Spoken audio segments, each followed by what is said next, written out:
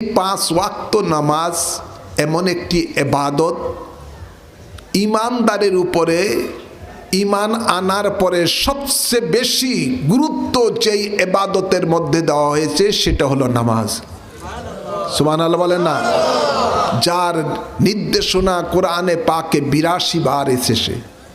কতবার? জোরে বলুন। ৮২ বার এসেছে। আল্লাহ কোরআনে পাকে ইরশাদ করেন, ইন্নাস সালাতা তানহা আনিল ফাহশাই ওয়াল মুনকার। সুবহানাল্লাহ।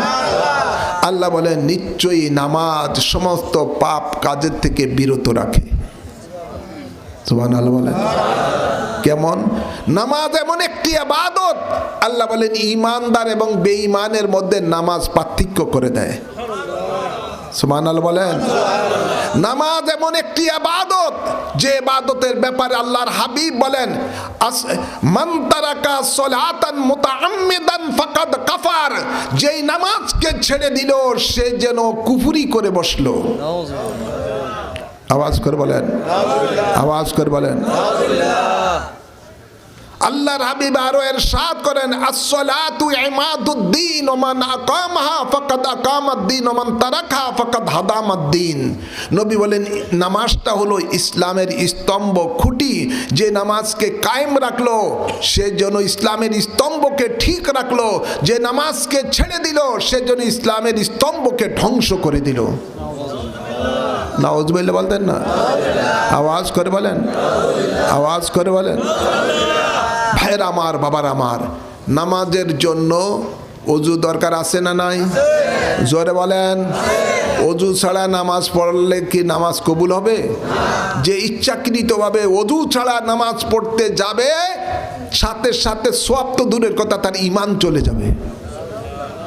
নাউজুবিল্লাহ বলেন। নামাজ একমাত্র আল্লাহর জন্য। কার জন্য? জোরে বলেন। আল্লাহ কোরআনে পাকে ইরশাদ করেন, কুল ইন্না সলাতি ওয়া নুসুকি ওয়া মাহইয়ায়া ওয়া মামাতি লিল্লাহি রাব্বিল আলামিন। বন্ধু আপনি এলান করে দেন, আমার নামাজ, আমার কুরবানি, আমার জীবন, আমার মরণ একমাত্র আল্লাহর জন্য।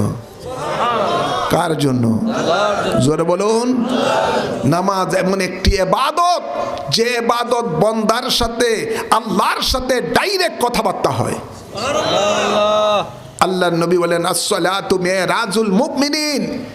মেরাজের রাত্রিতে আল্লাহ তাবারক ওয়া তাআলা যেভাবে তার হাবিবের সাথে বিনা পর্দায় ডাইরেক্ট লামুকানে কথা বলেছেন, এমনি ভাবে একজন ঈমানদার যখন নামাজের মধ্যে দাঁড়ায় ডাইরেক্ট আল্লাহর সাথে তার সাথে কথা হয়ে যায়।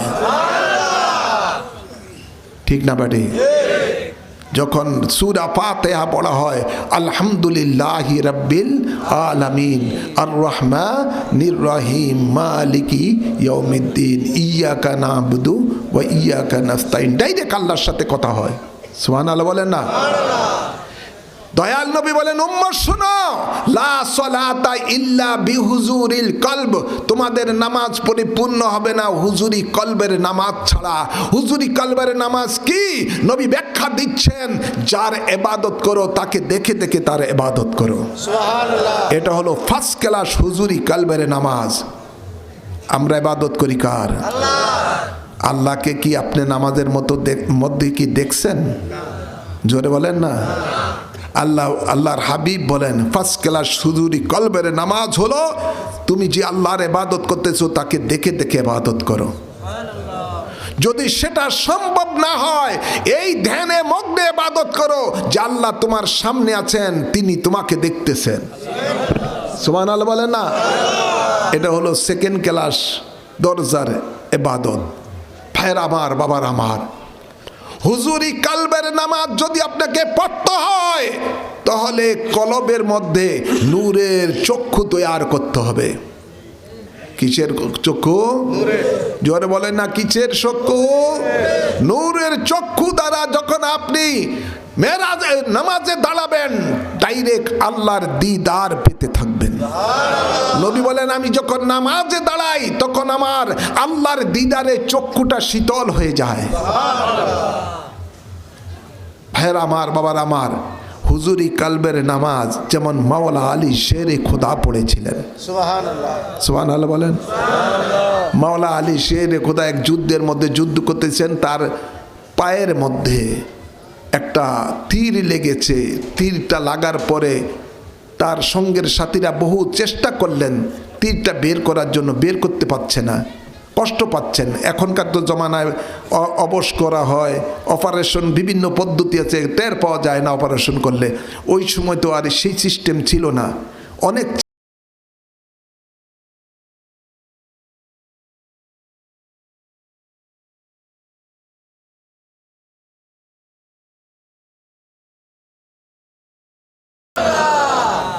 মাওলা আলী শেরে খোদা যখন নামাজে দাঁড়ালেন, ওই নামাজটা হুজুরি কালবের নামাজ ছিল।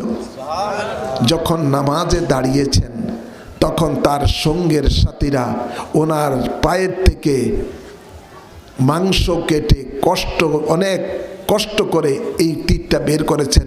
বিন্দু মাত্র মাওলা আলী শেরে খোদা পর্যন্ত করলেন না। কেন করেন না জানেন? কোরআনে পাকে আছেন, হযরত জুলেখা রাদিয়াল্লাহু তাআলা আনহা যখন হযরত ইউসুফ আলাইহিস সালামের প্রেমে পড়লেন, বাদশার স্ত্রী গোলামের প্রেমে পড়লেন, ইউসুফ আলাইহিস সালামের প্রেমে যখন পড়লেন, তখন জুলেখার বান্ধবীরা বলতেছে, এই তোর সাথে আর এই বন্ধুত্ব রাখবো না, কি কোনো সম্পর্ক রাখবো না, আমাদের ইজ্জত সম্মান সব শেষ। তুমি প্রেম করছো পরকীয়া প্রেম, যেটাই করছো একটা তোমার ক্লাসের লোকের সাথে করতা, একটা গোলামের সাথে তুমি করতেছো, তোমার তার জন্য তুমি দেওয়ানা হয়েছো, এটা কিন্তু কথা হইল? জুলেখা বলতেছে, এই আমার বান্ধবীরা শুন, আমি যার প্রেমে পাগল হইলাম, যদি তোরও দেখতা তোরও পাগল হইতা। এবারটা কি অমুক দিন আমার এখানে তোমাদের দাওয়াত, আইসো। দিনক্ষণ ঠিক হলো, আসলেন বান্ধবীরা, বান্ধবীদেরকে সব সারিবদ্ধভাবে চেয়ার দিয়ে বসালেন, হাতে একটা লেবু দিলেন আর একটা ধারালো চাকু দিলেন, বললেন, দেখ তোমরা সকলে এখানে বসা থাকবা, তোমাদের সামনে দিয়ে যখন আমার প্রেমিককে নিয়ে যাব, ওই সময় তোমাদের হাতের এই লেবুটা তোমরা কাইটো। সুবহানাল্লাহ বলেন না? ঠিক আছে। পরীক্ষা হয়ে যাচ্ছে, প্রেমের পরীক্ষা। ভাইয়ের আমার, জুলেখা রাদিয়াল্লাহু তাআলা আনহা তিনি তার ইউসুফ আলাইহিস সালামকে সামনে দিয়ে যখন হেঁটে নিয়ে তাদের বান্ধবীদের সামনে হেঁটে নিয়ে যাচ্ছেন, বান্ধবীরা ইউসুফ আলাইহিস সালামের রূপ দেখে, সৌন্দর্য দেখে তারা তো পাগল। তারা বলতেছে, এটা তো কোনো মানুষ না, এটা ফেরেশতা। আর এর মধ্যে যে এই যে লেবু কাটতেছে, ইউসুফ আলাইহিস সালামের রূপ দেখে লেবু কাটার পরে আঙ্গুল কাটা শেষ হয়ে গেছে, খবর নাই। সুবহানাল্লাহ বলেন না? ও শব্দ নাই, কি কাটছে না কাটছে খবরও নাই। জানতে চাই বাবার আমার, ইউসুফ আলাইহিস সালামের স্রষ্টাকে? জবান খুলে বললেন না, স্রষ্টাকে? ইউসুফ আলাইহিস সালামের স্রষ্টা খালেক আল্লাহ। সে আল্লাহ সৌন্দর্য কেমন? সুবহানাল্লাহ বলেন না? সে আল্লাহর সৌন্দর্য কেমন হতে পারে? সে আল্লাহকে যারা নামাজে হুজুরি কালবের নামাজ পড়বে, সেই মহান আল্লাহকে যখন দেখবে, তখন তার আর পৃথিবীর কোনো খেয়াল থাকবে, শরীরে কি চলছে না চলছে কোনো খবর থাকবে না। মাওলা আলী শেরে খোদার সেই অবস্থা।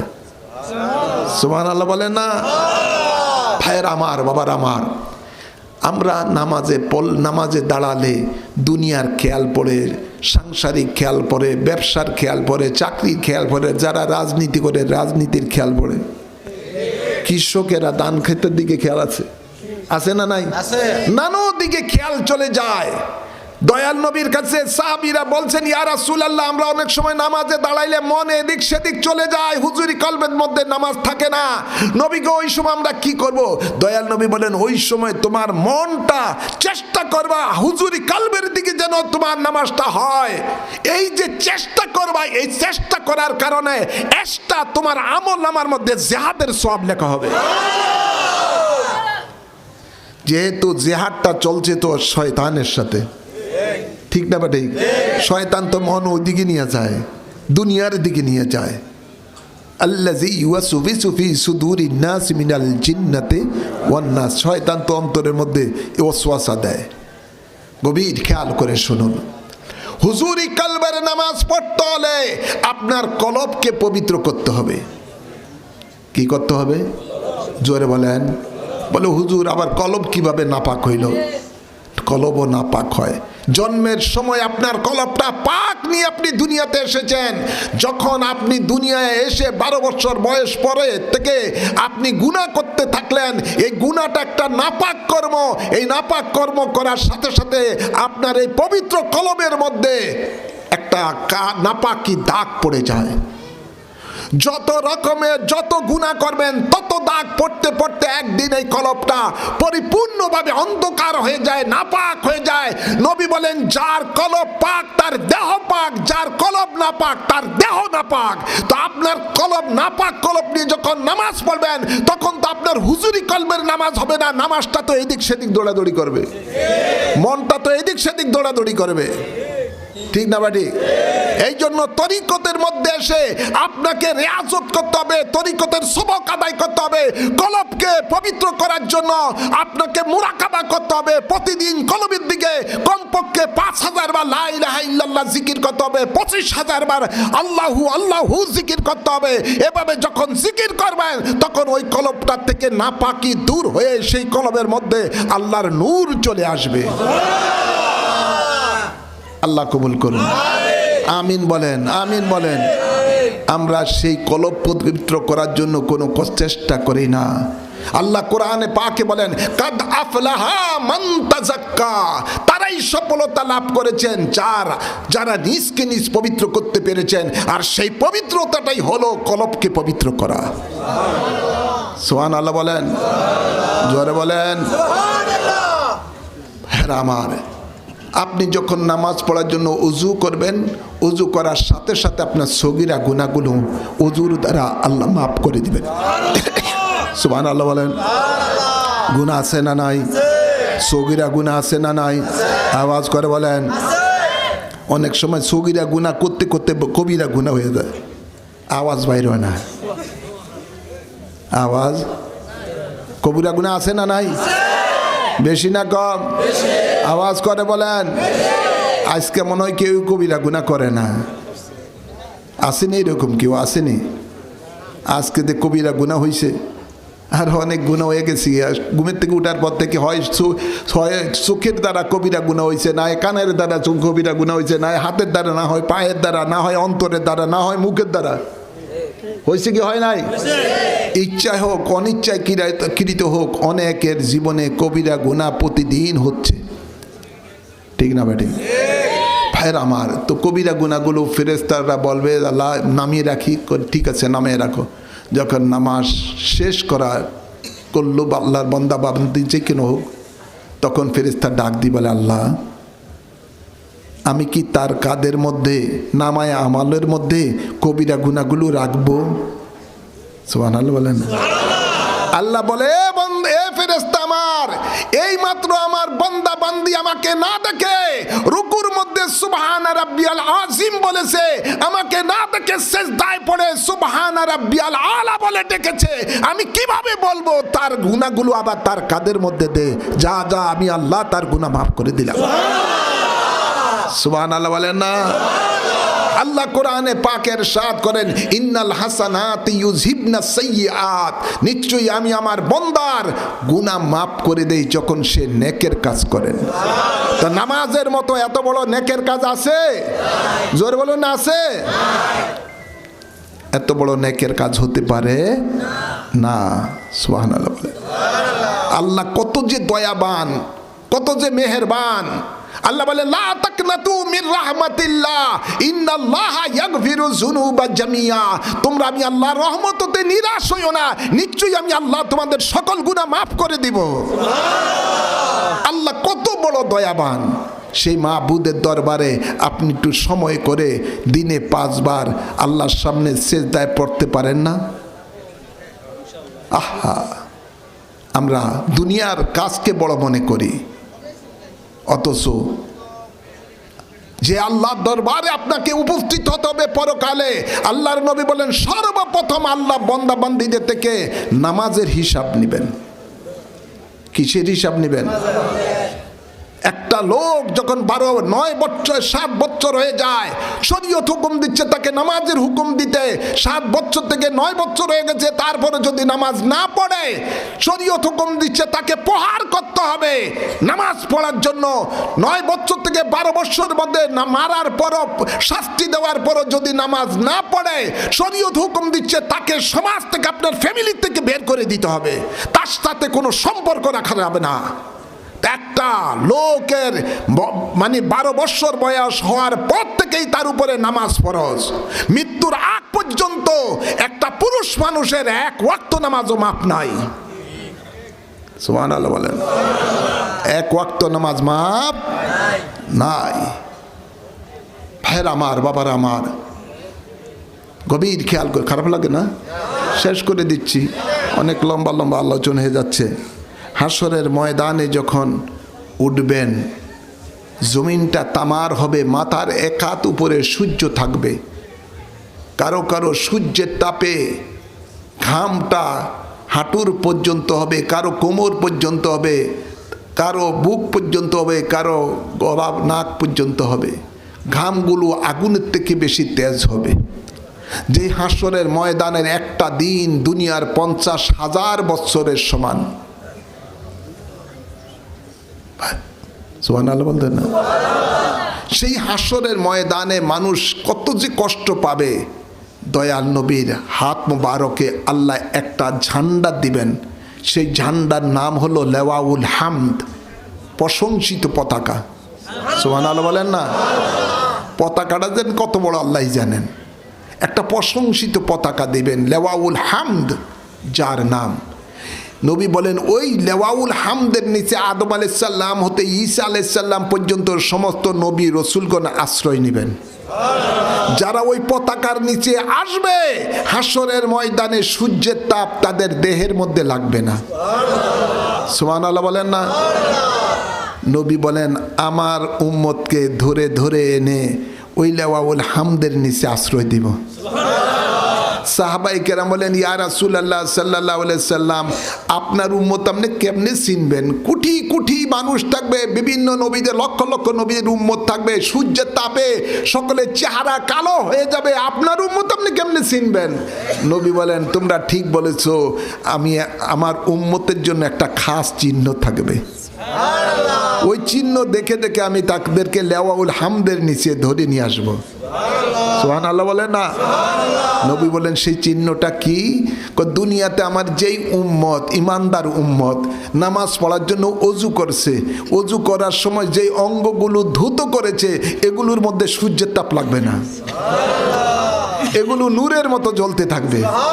সুবহানাল্লাহ বলেন না? কোনি পর্যন্ত হাত ধুইতে হয় কি হয় না? টাকনু পর্যন্ত পা ধুতে হয় কি হয় না? এই চেহারা মুখমণ্ডলটা ধুতে হয় কি হয় না? এগুলোর মধ্যে সূর্যের তাপ লাগবে না, নূরের মতো জ্বলবে।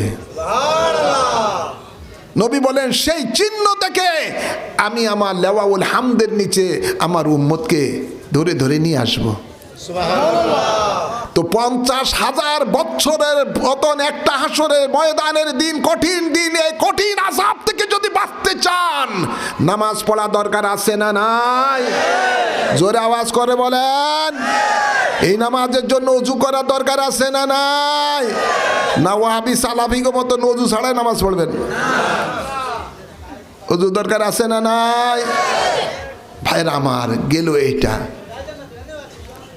এরপরে শুনেন, নবী বলেন আমার উম্মত যদি বেশি গুনার কারণে, কোনো কারণে যদি জাহান্নামে চলে যায়, কিসে? জোরে বলেন। জাহান্নামে চলে যায়, নবী বলেন আমার ওই উম্মতের মধ্যে যদি সরিষা দানার মতো, রাই দানার, সরিষার দানার মতো, রাই সরিষা দানার মতো যারা পরিমাণ ঈমান থাকে, নবী বলেন আমি সেই উম্মতকে জাহান্নাম থেকে মুক্তি দিয়ে জান্নাতে পাঠাবো।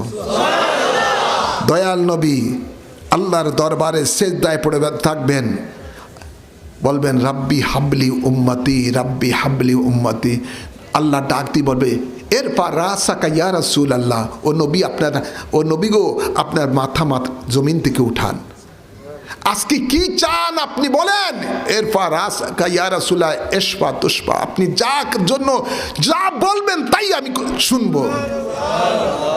আমাদের দয়াল নবী বলেন আল্লাহ তুমি তো বলেছো ওয়ালা সাউফা ইউতিকা রাব্বুকা ফাতারদা, আমাকে তুমি খুশি করবা হাশরের ময়দানে।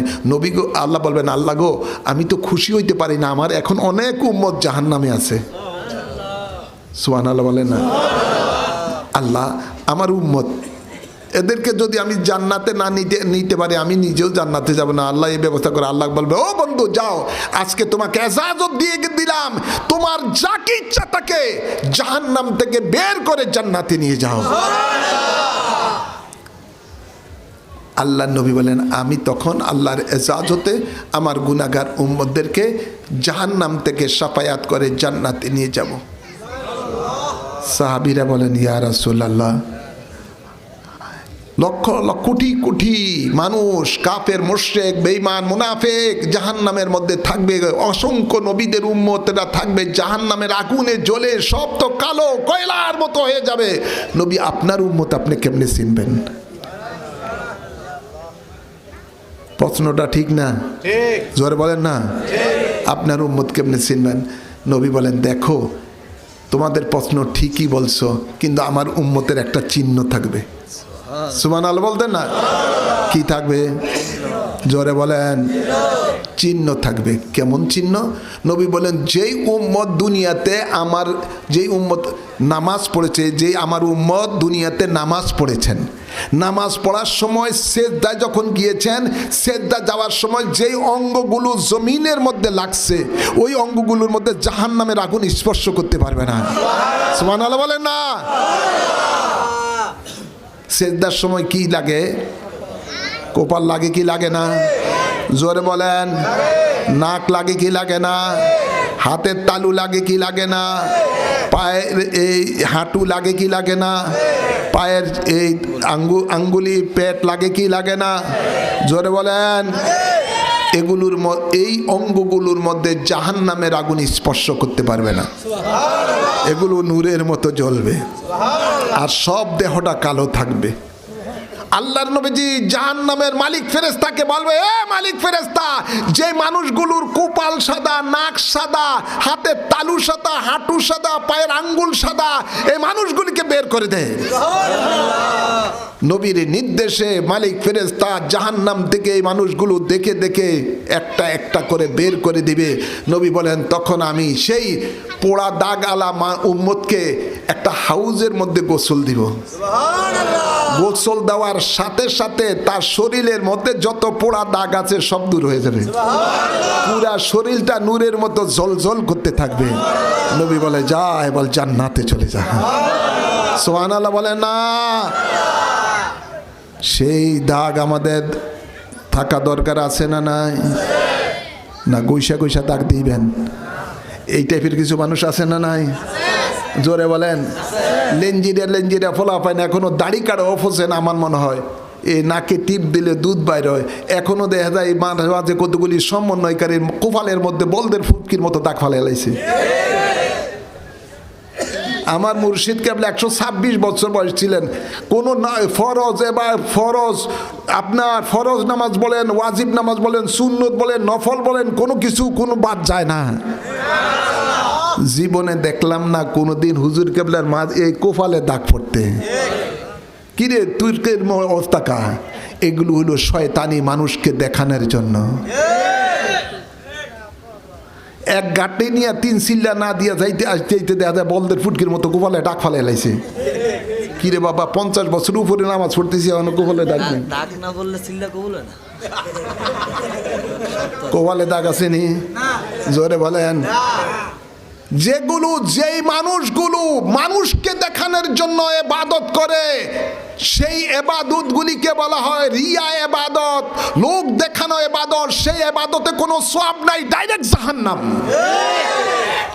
ডাইরেক্ট মানুষকে দেখানোর কোনো ইবাদত করার নিয়ত থাকলে সেটা ডাইরেক্ট জাহান্নাম। আল্লাহ বলেন আমিলাতুন নাসিবাতুন তাসলা নারান হামিয়া, আমি অনেক আমলধারীদেরকে হামিয়া নামক জাহান্নামে নিক্ষেপ করব, যে মানুষগুলো মানুষকে দেখানোর জন্য রিয়া ইবাদত করেছে। কি ইবাদত? জোরে বলুন না। নামাজ পড়তে হবে একমাত্র আল্লাহর জন্য। কার জন্য? আল্লাহর জন্য। যখন নামাজ পড়বেন তখন আপনার কোফালে দাগ লাগবে না, আপনার অটোমেটিকই আপনার চেহারাটা নূরে ঝলঝল করবে হাসরের ময়দানে, নূরে ঝলঝল করবে পরকালে। সুবহানাল্লাহ বলেন না। ভাইরা আমার, এখন আপনাদেরকে বলতে চাই, নামাজ আমরা পড়তে রাজি আছি না নাই? কে কে রাজি আছেন একটু হাত তুলে দেখান। নারে তাকবীর। অনেকে এখনো জাহান্নামে জ্বলতে চায়, নামাজ পড়তে রাজি না, হাত উঠায় না। অনেকে নামাজ পড়া দরকার আছে না নাই?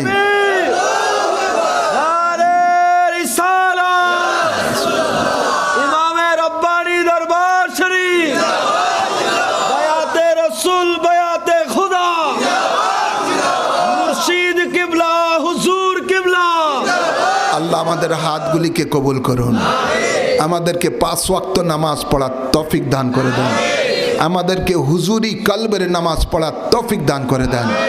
আমিন বলেন। নামাজ পড়বো কার জন্য? জবান খুলে বলেন না, কার জন্য? মানুষকে দেখানোর জন্য আমরা নামাজ পড়বো? একমাত্র আল্লাহর সন্তুষ্টির জন্য আমরা নামাজ পড়বো। ভাইয়ের আমার, বাবার আমার, নবী বলেন সাল্লু কামা রাআইতুমুনি উসাল্লি, তোমরা নামাজ পড়ো যেভাবে আমি নবীকে দেখতেছো। সুবহানাল্লাহ বলেন না।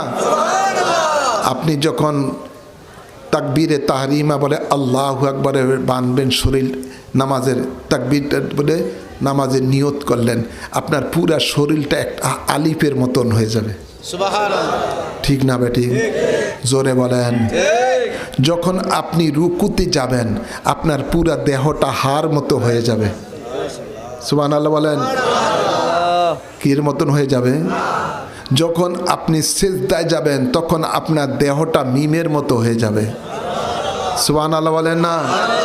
যখন আপনি আত্তাহিয়াতু পড়ার জন্য, যখন তাশাহুদ পড়ার জন্য যখন আপনি বসবেন আপনার বসাটা দালের মতো হয়ে যাবে। আরবি অক্ষর দালের মতন হয়ে যাবে। পুরা নামাজটাই তো হলো সূরতে আহমদ। ঠিক না বেটি? সূরতে আহমদ। ভাইরা আমার, বাবার আমার, নবী বলেন তোমরা নামাজ পড়ো যেভাবে আমি নবীকে দেখতেছো ওইভাবে নামাজ পড়ো। তো অনুসরণ করব নবীজির, নামাজে অনুসরণ করব নবীজির। ইবাদত হবে আল্লাহর, ইবাদত হবে, ইবাদত হবে আল্লাহর। কথা বলছেন না? এখন ভাইয়ের আমার, বাবার আমার, যারা ডাইরেক্ট আল্লাহর নবীকে দেখে দেখে নামাজ শিখেছেন ওনাদের নাম হলো সাহাবী। কি? জোরে বলেন। ওনাদের নাম কি? সাহাবী। আর সেই সাহাবী যারা ডাইরেক্ট নবীকে দেখে দেখে নামাজ শিখেছেন সেই সাহাবীর প্রায় 9-12 জন, 9 থেকে 12 জন, না আরো বেশি বাবা সাহাবায়ে, সেই সাহাবী যারা দেখে ডাইরেক্ট নবীকে দেখে নামাজ শিখেছেন সেই সাহাবীদের থেকে দেখে দেখে হাতে খড়ি দিয়ে নামাজ শিখেছেন আমাদের মযহাবের ইমাম আবু হানিফা। সুবহানাল্লাহ বলেন না। ইমাম আরবি আবু হানিফা, যার নাম নোমান। সুবহানাল্লাহ বলেন না। নোমান বিন সাবিত। সেই আবু হানিফা রহমতুল্লাহ আলাইহি যা নবীকে দেখে যারা ডাইরেক্ট নামাজ শিখেছেন, হযরত আবু হানিফা রহমতুল্লাহ আলাইহি তাদের থেকে নামাজ শিখেছেন কিভাবে নামাজ পড়তে হবে। সেই পদ্ধতিটাই হলো রাইট পদ্ধতি, আসল পদ্ধতি। সেই পদ্ধতিটাই আমরা হানাফি মযহাবকারী অনুসরণকারীরাই সেই অনুযায়ী নামাজ পড়ি। সুবহানাল্লাহ বলেন না। আবু হানিফা রহমতুল্লাহ আমাদেরকে শিক্ষা দিয়েছেন তাকবীর বাঁধবেন, বাঁধার পরে নাভির নিচে হাত বাঁধবেন। জোর বলেন না। তিনি শিখেছেন ডাইরেক্ট সাহাবিক থেকে, নবীর সাহাবির থেকে। সুবহানাল্লাহ বলেন না। সাহাবিরা শিখেছেন নবী পাকের থেকে, ঠিক না বেটে? জোরে বলেন, আওয়াজ করে বলেন। সেই আবু হানিফা রাহমাতুল্লাহ আলাইহি বলতেছেন, ইমামের পিছনে যখন তুমি নামাজ পড়বা, কতটুকু তোমার পাও ফাঁক হবে, সেগাইয়া এখন একদল আছে, আছে না নাই? এ পায়ের নিচ দিয়ে যে কি যাইব আল্লাহ জানে। সেগাইতে সেগাইতে সাথে পাশে কি আরেকজন আছে, তার পায়ের সাথে মিলায়, বেদ্যবের বেদ্যব আরেকজনের পায়ের সাথে পাও লাগাই দেয়, আছে না নাই? জোর বলেন না। এই সেগাইন্না ভাড়ি আছে না নাই? হযরত আবু হানিফা রাহমাতুল্লাহ আলাইহি বলতেছেন, তোমরা যখন দাঁড়াবা তখন এই কত, জোর বলেন না, এই 1 বিগত 4 আঙ্গুল এটুকু ফাঁক করে তোমরা দাঁড়াও। আর কিভাবে আমাদের মাযহাবের ইমাম আমাদেরকে শিক্ষা দিয়েছেন, তুমি যখন নামাজ পড়বা ইমামের পিছনে, ইমাম যদি সূরা ফাতিহা পড়ে, তুমি আস্তে আমিন কইও, মনে মনে আমিন কইও। এখন একদল আছে জোরে আমিন, আছে না নাই? এই দল আছে না নাই? আছে। এরা বিশেষ করে আজকে আমাদের সমাজের মধ্যে কতগুলি এই খবিশ মৌলবী আছে, এগুলো সালাফি মৌলবী, সালাফি যেগুলো মজাব মানে না, যেগুলো থেকে আপনার জঙ্গি দল বাইর হয়েছে, ঠিক না বেটি? এই সালাফির থেকে হরকতুল জিহাদ বার হয়েছে, এই সালাফি দলের থেকে বার হয়েছে আপনার আনসারুল্লাহ বাংলা টিম, এই সালাফি দলের থেকে বার হয়েছে আপনার কি জানি এই যে কি আরো কতগুলি দল, জঙ্গি দল আছে না নাই? কত রকমের জঙ্গি দল, সমস্ত গুলি এই সালাফি গ্রুপ থেকে বের হয়েছে। সাবধান, এগুলো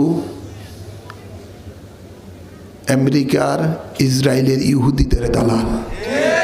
এগুলোর সাথে আপনার এই রূপগঞ্জের মধ্যেই এটার নাম কি আব্দুর রাজ্জাক বিন ইউসুফ, এখানে তার সাথে মিটিং করে ইহুদিরা আইসা, এই ছবিও পর্যন্ত ফেসবুকের মধ্যে দেখি, কেন আছে না নাই? এই সালাফি গ্রুপ, এগুলোর কাজই হলো নবীর রেসালতের মধ্যে ছুরি চালানো, জোরে বলেন। এগুলো কোনোদিন দেখবেন না আমেরিকা যে মুসলমানের উপরে অত্যাচার করে তাদের বিরুদ্ধে প্রতিবাদ করতে। এরা কখনো ইসরায়েলে যে এই ফিলিস্তিনি মুসলমানদেরকে মারতেছে, কখনো এদের পক্ষ থেকে কোনো প্রতিবাদ নাই, জোরে বলেন না। ভারতের মধ্যে যত মুসলমানের মসজিদ ভাঙতেছে, এই করতেছে, অত্যাচার করতেছে, এগুলোর পক্ষ থেকে কোনো প্রতিবাদ নাই, জোরে বলেন না। মায়ানমারে লক্ষ লক্ষ মুসলমানদেরকে তারা পুড়িয়ে মারছে, কখনো তাদের পক্ষ থেকে কোনো প্রতিবাদ নাই। কেননা এগুলো তো আসলে মুনাফিক, শুরুতে মুসলমান কিন্তু হাকিকতে বেঈমান। এগুলো যত ফিতনা সৃষ্টি করে, এই মজাব মানা জায়েজ নাই, তরিকা মানা জায়েজ নাই, শবে বরাতের ইবাদত নাই, শবে কদরের ইবাদত নাই, তারাবির নামাজ 20 রাকাত না 8 রাকাত, বিতিরের নামাজ 1 রাকাত 3 রাকাত না, ইত্যাদি ইত্যাদি, আছে না নাই? ঈদ মিলাদুন নবী নাই, মানুষ মারা গেলে 40 নাই, মানুষ মারা গেলে জানাজার পরে মুনাজাত নাই, নাই নাই বলতে নাই, কিছুই নাই, ঠিক না বাটি? জোরে বলেন। এগুলোর থেকে আমাদের ইমান হেফাজত করা দরকার, আছে না নাই? এই আহমদুল্লাহ একটা আছে, আরো কতগুলি আছে, ফেসবুকের মধ্যে উল্টা পাল্টা কথাবার্তা করে, মনে হয় যেন একেবারে মধু জোরে মুখে, আসলে কিন্তু সালাফি, আসলে কিন্তু সালাফি। খবরদার খবরদার, বড় মুনাফিক এগুলো। আল্লাহ এগুলো থেকে হেফাজত করুন, আমিন বলেন, আমিন বলেন। আমরা থাকবো 5 ওয়াক্ত নামাজ পড়বো হানাফি মযহাব অনুযায়ী, ঠিক না বা ঠিক? আওয়াজ করে বলেন না। হানাফি মযহাব অনুযায়ী আমরা নামাজ পড়বো, যেভাবে হযরত ইমাম আবু হানিফা রাহমাতুল্লাহ আলাইহি সাহাবায়ে কেরাম থেকে শিখেছেন, সাহাবায়ে কেরাম যেভাবে আল্লাহর নবীর থেকে শিখেছেন। সুবহানাল্লাহ বলেন না। এটা ডাইরেক্ট, এটা ডাইরেক্ট, এটা কি কোনো ইনডাইরেক্ট নাই, এটা একেবারে ডাইরেক্ট নবীর সাথে শিক্ষা, নামাজ কিভাবে পড়তে হবে। আল্লাহ কবুল করুন। আমরা যেন এই যে কতগুলো বুকের মধ্যে আমরা মহিলাদের মধ্যে নামাজ পড়ে, আছে না নাই? খবরদার এগুলোর দিকে দেখবেন না, তাকাবেন না। আল্লাহ আমাদেরকে 5 ওয়াক্ত নামাজ সহিভাবে আদায় করার তৌফিক দান করুন। আমিন বলেন, আমিন বলেন।